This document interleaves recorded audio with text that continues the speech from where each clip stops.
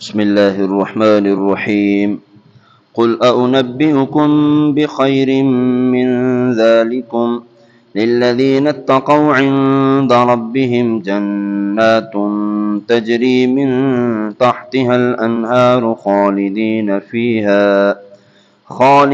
فيها وأزواج مطهرة ورضوان من الله والله بصير بالعباد الذين يقولون ربنا إننا آمنا فاغفر لنا ذنوبنا وقنا عذاب النار۔ اے حبیب تم فرماؤ کیا میں تمہیں ان چیزوں سے بہتر چیز نہ بتاؤں؟ سنو وہ یہ ہے کہ پرہیزگاروں کے لیے ان کے رب کے پاس جنتیں ہیں جن کے نیچے نہریں جاری ہیں، ان میں وہ ہمیشہ رہیں گے، اور ان کے لیے پاکیزہ بیویاں، اور اللہ کی خوشنودی ہے۔ اور اللہ بندوں کو دیکھ رہا ہے، وہ جو کہتے ہیں اے ہمارے رب ہم ایمان لائے تو ہمارے گناہ معاف فرما اور ہمیں دوزخ کے عذاب سے بچا لے۔ سبحان اللہ۔ دنیا کی حقیقت بیان کرنے کے بعد کتنے دل نشین اور حسین انداز میں جنت اور رضائے الہی کی طرف دعوت دی جا رہی ہے۔ چنانچہ اس فرمان کا خلاصہ یہ ہے کہ اے حبیب صلی اللہ علیہ وسلم دنیا کی حقیقت اور فنائیت سمجھانے کے بعد تم لوگوں سے فرما دو کہ کیا میں تمہیں عورتیں، بیٹوں، مال، اولاد، سونا چاندی، کاروبار، باغات، عمدہ سواریوں اور بہترین مکانات سے اچھی، عمدہ اور بہتر چیز بتا دوں؟ سنو وہ اللہ کے قرب کا گھر یعنی جنت ہے، جس میں دودھ، شہد، شراب کی نہریں بہہ رہی ہیں، جس میں ایسی پاکیزہ بیویاں ہوں گی جو ہر قسم کے زنانہ عوارض اور ہر ناپسند و قابل نفرت چیز سے پاک ہوں گی۔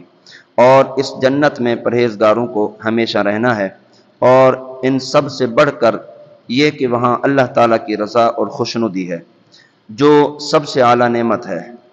اے اللہ ہمارے دلوں سے دنیا کی محبت نکال کر اپنی محبت ڈال دے، دنیا کے حرص نکال کر آخرت کی طلب داخل کر دے۔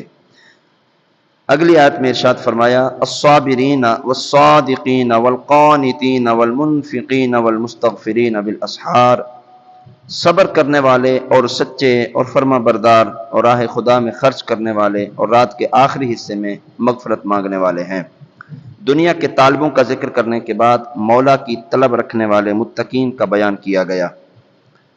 متقی لوگ عبادت اور ریاضت کے باوجود اپنی اطاعت پر ناز نہیں کرتے، بلکہ اپنے مولا سے گناہوں کی مغفرت اور عذاب جہنم سے نجات کا سوال کرتے ہیں۔ متقی لوگ طاعتوں اور مصیبتوں پر صبر کرتے ہیں، نیز گناہوں سے بچنے پر ڈٹے رہتے ہیں۔ متقی لوگوں کے قول، ارادے اور نیتیں سب سچی ہوتی ہیں۔ متقی لوگ اللہ کے سچے فرما بردار ہوتے ہیں۔ متقی لوگ راہ خدا میں مال خرچ کرنے والے ہوتے ہیں۔ متقی لوگ راتوں کو اٹھ کر اپنے رب کی عبادت کرتے ہیں، نماز پڑھتے ہیں، توبہ و استغفار کرتے ہیں، رب تعالیٰ کی حضور گریہ وزاری اور مناجات کرتے ہیں۔ یاد رکھیں کہ رات کا آخری پہر نہایت فضیلت والا ہے۔ یہ وقت خلوت اور دعاؤں کی مقبولیت کا ہے۔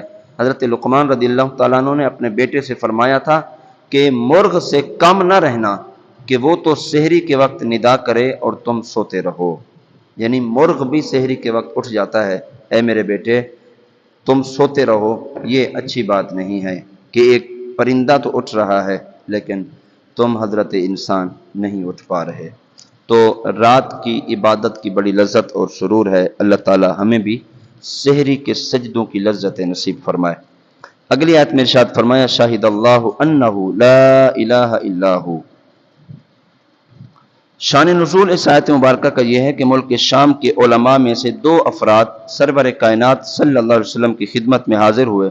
جب انہوں نے مدینہ طیبہ کو دیکھا تو ایک نے دوسرے سے کہا کہ نبی آخر الزمان صلی اللہ علیہ وآلہ وسلم کے شہر کی یہی صفت ہے جو اس شہر میں پائی جاتی ہے۔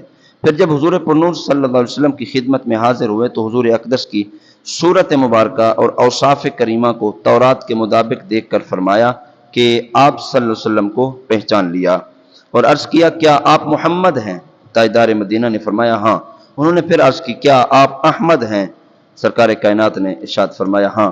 انہوں نے عرض کی ہم آپ سے ایک سوال کریں گے، اگر آپ نے درست جواب دے دیا تو ہم آپ پر ایمان لے آئیں گے۔ نبی کریم صلی اللہ علیہ وسلم نے فرمایا سوال کرو۔ انہوں نے عرض کی کہ کتاب اللہ میں سب سے بڑی شہادت کون سی ہے؟ اس پر یہ آیت مبارکہ نازل ہوئی اور اسے سن کر وہ دو شامی علماء مسلمان ہو گئے۔ اس آیت میں فرمایا گیا کہ اللہ تعالیٰ اور فرشتے اور اہل علم یعنی انبیاء کرام اور اولیاء اعظام نے گواہی دی کہ اللہ کے سوا کوئی معبود نہیں۔ اس سے معلوم ہوا کہ اہل علم بڑی عزت والے ہیں کہ رب کریم نے انہیں اپنی توحید کا گواہ اپنے ساتھ بنایا، لیکن علماء دین سے مراد علماء ربانی ہیں، یعنی صحیح العقیدہ اور صالحین علماء۔ علماء ربانی وہ ہیں کہ جو خود اللہ والے ہیں اور لوگوں کو اللہ والا بناتے ہیں، جن کی صحبت سے خدا کی کامل محبت نصیب ہوتی ہے۔ جس عالم کی صحبت سے اللہ کے خوف اور حضور صلی اللہ علیہ وسلم کی محبت میں کمی آئے وہ عالم نہیں بلکہ وہ ظالم ہے۔ اگلی آیت میں ارشاد فرمایا ان الدین عند اللہ الاسلام، ہر نبی کا دین اسلام ہی تھا، لہذا اسلام کے سوا کوئی اور دین بارگاہ الہی میں مقبول نہیں۔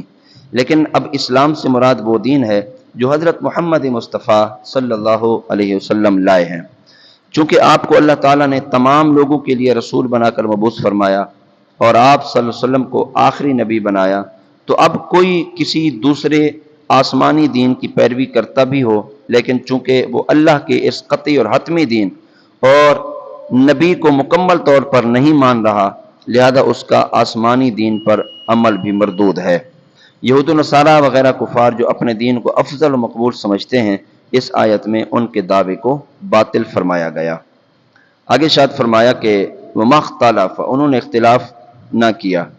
یہ آیت یہود و نصارہ کے بارے میں اتری جنہوں نے اسلام کو چھوڑا اور سید الانبیاء محمد مصطفیٰ صلی اللہ علیہ وسلم کی نبوت میں اختلاف کیا، اور یہ اختلاف بھی علم کے بعد کیا، کیونکہ وہ اپنی کتابوں میں سید دو عالم صلی اللہ علیہ وسلم کی نعت و صفت دیکھ چکے تھے، اور انہوں نے پہچان لیا تھا کہ یہی وہ نبی ہیں جن کی کتب الہیہ میں خبریں دی گئیں، لیکن اس کے باوجود انہوں نے ماننے سے انکار کیا، اور اس انکار و اختلاف کا سبب ان کا حسد اور دنیاوی منافع کی طمع تھی۔ اگلی آیت میں ارشاد فرمایا فَإِنْ حَاجُّوكَ فَقُلْ أَسْلَمْتُ وَجْهِيَ لِلَّهِ وَمَنِ اتَّبَعَنِ۔ اس آیت مبارکہ میں یہ فرمایا گیا دین اسلام کی حقانیت بیان کرنے کے بعد، فرمایا اے حبیب صلی اللہ علیہ وسلم، اگر وہ تم سے تمہارے یا اسلام کے حق ہونے کے بارے میں جھگڑا کریں تو تم انہیں فرما دو کہ تم مانو یا نہ مانو، مجھے اس سے کوئی فرق نہیں پڑتا، میں اور میرے پیروکار تو اللہ تعالیٰ کے مطیع اور فرما بردار ہیں۔ ان اہل کتاب یعنی یہودیوں، عیسائیوں اور ان پڑھوں یعنی ان پڑھ اہل کتاب اور مشرکوں سے مزید یہ بھی فرما دو کہ کیا ہماری طرح تم بھی اسلام قبول کرتے ہو؟